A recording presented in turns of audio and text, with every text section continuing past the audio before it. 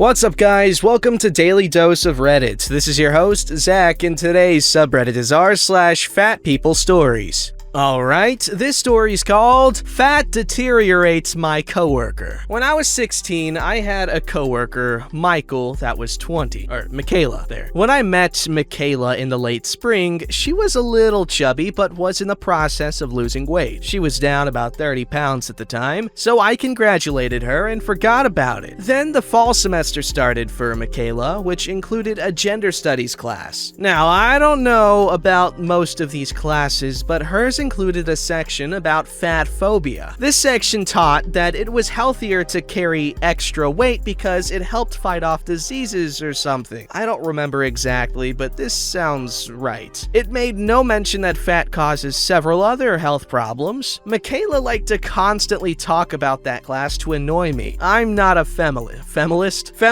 I'm not a feminist, which scandalized her, and began to make judgments about weight and health. I'm a US size 0, and our other coworker was a US size 4. Michaela would tell me that I was too skinny, and the other coworker that she needed to lose weight. She was about a size 8 when I met her. So then, due to a family emergency and an injury, I didn't work with Michaela for about 6 weeks. When I finally came back to work, someone shouted across the room at me. I didn't even recognize Michaela because she was so fat. It looked like she was a size 14 or 16 now. And as she got bigger, she got lazier and crankier and would stir up drama. Now, keep in mind, we had really incompetent upper level management here, which is probably the only reason she lasted so long. We worked at an ice cream parlor as team leaders, and every bad review we got could be traced back to a night where she was working. There was one incident where she said that she forgot to put away a couple of rags. Would the person opening take care of that for her? The person opening found that she had not done anything to close besides do the dishes and count the money. Sweep, mop, wipe stuff down, turn off display lights, clean bathrooms, etc. He found 3 hours of Netflix watched on the store laptop that were only used to log in sales. Most people would be fired after that, but like I said, management was incompetent. So she gets a second chance, no demotion, no nothing. Michaela had a bad habit of not cleaning out the grease traps on the grill in the back. We served some food too, and finally, one day, the freaking grill catches on fire. Luckily, no one was hurt, and the grill was ruined. The owners were out about $500, and Michaela still wasn't fired. The final straw was when she had the gall to ask for a promotion because she thought that the assistant manager, Brenda, who she had a long rivalry with, couldn't handle it. The manager, Dean, finally grew a pair and called a meeting with Michaela and Brenda where he outlined in front of them everything Michaela had done for as long as she had worked there, including but not limited to the stories I've shared. I've been told that Michaela kept her mouth shut throughout the whole meeting. A monumental event. She turned in her 2 weeks notice the next day. But, dear reader, that is not the end. When we applied to other jobs, she put down Dean as a reference, without asking him. I was working with him the day one of her prospective employers called him, and he said Michaela was lazy, entitled, and unprofessional. It was glorious. Oh, and I just found her Instagram. She's still fat. Yikes, man. I feel like maybe deep down she was just really sick of trying to lose weight, and it's just the whole fat acceptance thing kind of got in her head and was like, hey, this is a comfortable logic, let's live with this. Cool thing is though,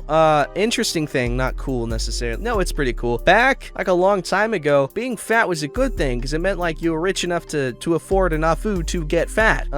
And fat was a very vital survival tool because that's where all your excess calories and nutrition is stored, in your fat. That's like the whole point of it, and to keep you warm, I guess. So ironically, it saved a hell of a lot more lives back then than it killed, but now it's killing everyone. Alright, this story's called Hamplanets on a Mobility Scooter Almost Ran Me Down. Hello again, dear readers. I'm back again with yet another story, but this time I'm venturing into a sub I don't often cover. Fat people, I hope you enjoy. Oh no, fat people, I hope you enjoy. I'm disabled and in a wheelchair and use a power chair to wreak havoc around town. But on this one such occasion, it was not me doing the wreaking. Enter Lady Pugsley. Oh god. My uncle's ex-girlfriend, Aunt Amy. I called her Aunt Amy. I mean, we weren't related, but she was really pretty, and I used to call her my girlfriend when I was a little kid, because I guess I had a crush on her. But anyway, her parents had a dog named Pugsley, and he was a pug, and he farted all the time. He was so stinky, but he was sweet. This happened about 4 years ago when I was downtown shopping. I had finished in one mall and wanted to go to the other mall across the street. So I got to the lights, pressed the button, and proceeded to wait for the pedestrian light to turn green. I was on the far left of the pedestrian crossing, closest to the entrance of the mall I just exited, when I spotted a woman on a mobility scooter exiting the other mall across the street. This woman was in her mobility scooter that was at least 2 sizes too small for her, as I could see her lady lumps hanging about 12 inches either side of her seat, with her swollen feet sitting precariously to the outside of the footrests. You would think that when she saw me, she'd do the sensible thing and wait on her side, closer to the mall she just exited so she'd be far enough away from me to avoid collision, but no. Instead of waiting at the pedestrian crossing like everyone else, she ignored the red light, the traffic, and, inadvertently, me. Without looking where she was going or caring about anyone but herself, she crossed the road in full speed and seemed to be coming in my direction. I should mention that the power chair I had back then was not as responsive as the one I have now, so I struggled to reverse out of her way. The pedestrian light was still red at this point, and as she got closer, I started frantically moving my chair out of her way and picturing how bad the collision was going to be, as I was certain I wasn't going to have enough time to move before she got to me. As she was mere inches from hitting me, she stopped, looked up at me, and gave me the foulest look, as if I was the one about to hit her. I could tell that she wasn't going to go around me, so I backed up and let her pass. In retrospect, I wish I'd said something snarky to her in retaliation for almost clocking me, but I doubt that she'd think any different if I had. I see her from time to time around town, and I have a few other stories about her and her antics, which I'll be sure to post in the future.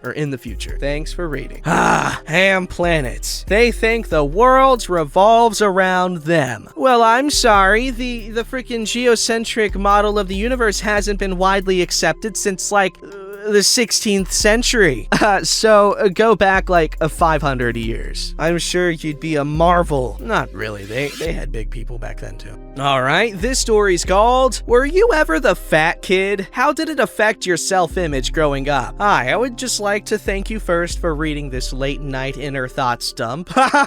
Also not sure if this is important, but I'm 24 female. I'm not sure why I'm writing all this, but I just wanted to vomit the words out of my head and chest. Pun not intended. Whew, where to begin? I've been the chubby one for all my life growing up. Friends, relatives, and strangers always let me know in some way or another that I carried a few extra pounds. I was always a good 20 to 30 pounds heavier than all my peers, even in kindergarten. By the first grade, I was already 110 to 115 pounds, while most of my friends probably barely hit 80. My 2 sisters were also skinny, so I felt even more of an anomaly. In the 5th grade, my family moved, and so I changed schools. This is when I really began to notice how others perceived me based on my size. In my old town, even though I was chubby, I still had a lot of friends and a healthy social life because we had all grown up together since kindergarten. So I never equated my looks and size to my worth as a person. However, starting school in the new town, I began to notice how others would look at me. I also had hit my highest weight of around 160 pounds at 5'1" and had a snaggletooth, a real charmer. I was never bullied, thankfully. thankfully, but I was sort of just ignored. The popular girls weren't necessarily mean to me, but they didn't give me more than a glance. I was never included in group activities during recess, and I spent the first few days alone, just kicking wood chips and hoping recess would end. When teachers told us to separate into groups for group activities, I was always left behind and forgotten, and so always just paired with that one special ed kid in class. I hated recess, ironically, because I felt the most isolated and outcast. My peers silently let me know that I wasn't worthy. Nobody really went out of their way to welcome me or try to get to know me. Of course, my thinner sisters didn't have any trouble making new friends. My older one was already invited to the popular group. Even now, when I think about my first few years in the new school, I shudder from the old memories of anxiety. I experienced depression for the first time, and I remember just sitting by myself in the living room in the dark and crying. I also experienced intense suicidal thoughts for the first time. My dad bought me a camera for Christmas that year, and I remember taking photos by myself, pretending to be posing with a group of friends. Terribly sad and cringy, I know. My mom prayed for me every night to be able to find new friends. I cried from embarrassment and feeling like the ultimate loser. Long story short, I ended up losing weight to gain back confidence. It worked as I majorly lost weight, but I would have an everlasting battle with my body. Fast forward to today. I am battling bulimia, 8+ years. That's why she said pun not intended. Oh, that's dark. And want to quit. Okay, but I'm ashamed to admit that a bigger part of me knows I don't want to / can't. There are days where I feel good about myself, but also many days where I have a mental breakdown and have the urge to take a knife and just slice the extra fat off. Even though I am at a normal weight now, I will always carry the fat kid mentality and always experience anxiety when meeting new people, afraid that they might be judging my body and label me a loser. Sorry this was all so long, haha. There's so much more I could talk about and include, but I don't want to make this a novel. I would like to genuinely know, did you have similar experiences? How did it affect your self-worth? Damn, OP. Have you gone to therapy or something? Cause while I'm not knowledgeable at all really regarding this, but I don't know. It sounds like you've got some image issues and should probably get them talked about in a professional context. However, thank you for sharing and congratulations on, being at a healthier weight, but you gotta, I don't know, someone might get offended by giving advice. So, just gonna say what I've said. We're here for you, OP, spiritually speaking. Alright, this story's called Confessions of a Farmer Fatfish. I'm not proud of it, but I once catfished a guy online. At the start of this year, I was quite slim. However, thanks to the pandemic and my own gluttony, I ballooned significantly and gained 20 pounds. Bear in mind that I am short, so this weight gain drastically changed my appearance. I went from being lithe, slender, and delicate to being bloated, awkward, and repulsive. My profile picture was 2 years old and was of me in high heels, no less, at my lowest weight when I was 16. This guy and I were set up by a mutual friend, so he messaged me over social media first. We talked for a few months, everything seemed to be going well, etc. We didn't video chat for a while, so he thought that I was a tiny slip of a thing. We got to know each other. He was intelligent and funny, and I guess I came across as a sociable, smart perfectionist who had her life together. My butt, it fell off because I laughed too hard. Vibrations caused severing. The universe is falling apart at its core. I laughed too hard. Okay. Eventually the time came and we video chatted. I tried to starve beforehand, but it didn't work, and I spent the previous day binging. I was a bloated mess, and I only looked worse because I wore a crop top and shorts that were too small for me. I can laugh about it now, but for the longest time, I was extremely embarrassed. The poor dude hopped on the video call and was visibly shocked to see the fat mess on the other end of the line. I was noticeably jittery and awkward because I knew that I had been duplicitous toward him. I'll give him credit. He stayed on the line for several hours and kept up a decent conversation, but he was visibly turned off. And I get it. He was expecting an articulate, hardworking, quirky, thin girl. I came across as stupid, lazy, and indulgent. We didn't talk after that. I don't like. Yikes. Hey, At least you learned from it. Just be more honest, like, with how you present yourself, and issues like these shouldn't arise. I mean, they still might, but maybe not as common. But OP, if it's any consolation, how you wrote this, soup's cute. Just keep it up, man. Alright, this story's called, Should I Tell My Friend That Her Fitness Routines Aren't Her? I have this friend who has always been heavier. She's about 5'4" and, if I had to guess, over 200 pounds. For about a year, she's been trying to lose weight, but it's not really working. I've given her advice on how to lose weight and keep it off since I lost 40 pounds 3 years ago and have managed to keep that weight off. Despite my advice, she still weighs roughly the same, but probably 5 pounds less. I recently went hiking with her, which she does once to twice a week. These are easy, moderate 2 to 3 mile hikes, which I am proud she's doing. Afterwards, she asked if we could grab lunch, which I agreed to. I then saw the problem. She still eats large portions of unhealthy food. I made the assumption that she also started watching what she ate, but it turns out she just implemented more of a fitness routine. I know she wants to lose weight, and I've told her how to, and that diet is 80% of weight loss. She still struggles, but I don't want to be the one to constantly tell her that she's wrong and that what she's doing is not helping. Our other friends have noticed as well that she still eats a lot of takeout, and have told me that she posts about it on Snapchat and Instagram. I honestly didn't notice since I disabled my social media once I started grad school about a year ago. Should I try to talk to her about it again, or should I have someone else mention it? Edits. Hello everyone, thanks for the advice. Just to clarify a few things. She asked me for weight loss advice roughly a year ago, and I haven't really brought up the topic unless she mentions it. I think everyone is right in that I should lead by example and not mention anything unless she asks. She has commented on my portion sizes and food choices, but I will indulge every once in a while with my friends because everything in moderation. Diet and her personal food choices is a topic she doesn't bring up. The only thing she brings up around me is fitness routines. I encourage her and mention how much more stamina and endurance she has gained. She no longer needs to take as many breaks on hikes. Thanks again. Hey man, dude, it's sick that you're even trying to help her. But you know, with a lot of people, it's not like flipping a switch. It's like subtle changes to their lifestyle.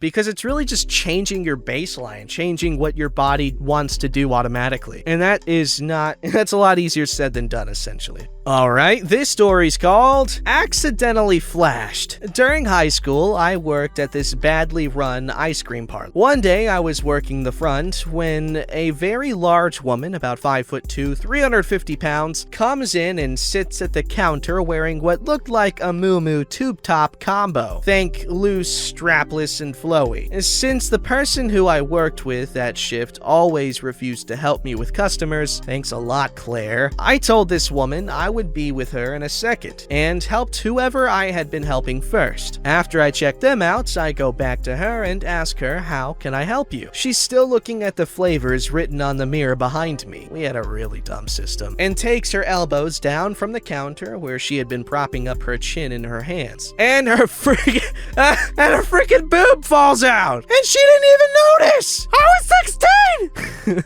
I kind of awkwardly stutter at her like something like, excuse me, your shirt? And she apologized and fixed her clothes and ordered an elaborate sundae like nothing had happened. I had to run all around the store to make that thing and come back to say, anything else? And I swear her boobs fell out at least 3 more times. She could usually tell when it happened. These times though, that was the grossest thing that ever happened to me at that job. Okay, hey man, accidental boobage isn't that gross. Alright, I'm sorry. And if that's the grossest thing you had to deal with, it can't be that bad. I know, gross sec, but hey, it could have been worse. I'm joking. Don't be insensitive, Zach. You're so insensitive. I know. Don't forget to like, subscribe, and hit that bell to never miss an episode.